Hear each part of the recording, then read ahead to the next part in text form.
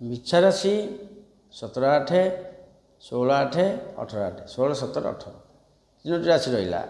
ଯେ ରବିଙ୍କର ଚଳନ ହେଉଛି କୁମ୍ଭ ରାଶିକୁ।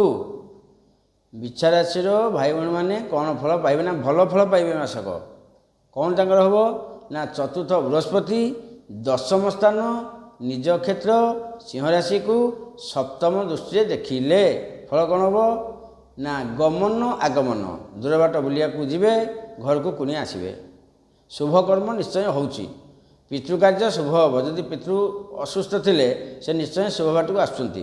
ବାପ ପରେ ସମ୍ପର୍କ ଉତ୍ତମ ରହିବ, ସୁଖରେ ମାସଟି କଟିବ। କିଛି ପୁଣ୍ୟକର୍ମ ଆପଣଙ୍କୁ ମିଳିବ, ଆପଣ କରିବେ, ନୂତନ କର୍ମ ଆରମ୍ଭ ହେବ। ତୁଳା ରାଶିର ଭାଇ ଭଉଣୀମାନେ ରବିର ଫଳ 100% ପାଉଛନ୍ତି। ଏ ମାସଟି ପୁରା ଭଲ ଅଛି। ତୁଳା ରାଶି ପାଇଁ କୌଣସି ପ୍ରକାର କିଛି ଅସୁବିଧା ନାହିଁ। ନୂତନ କର୍ମ ଆରମ୍ଭ କରନ୍ତୁ। ଦୋକାନ ଘର ଦ୍ୱାର ଭଲ ମନ୍ଦ ଗାଡ଼ି ମଟର ଯାହା ମନରେ ଅଛି କରନ୍ତୁ, ନିଶ୍ଚୟ ପରୀକ୍ଷାରେ ପାସ୍। ଦେଖିବା ପରବର୍ତ୍ତୀ ରାଶି।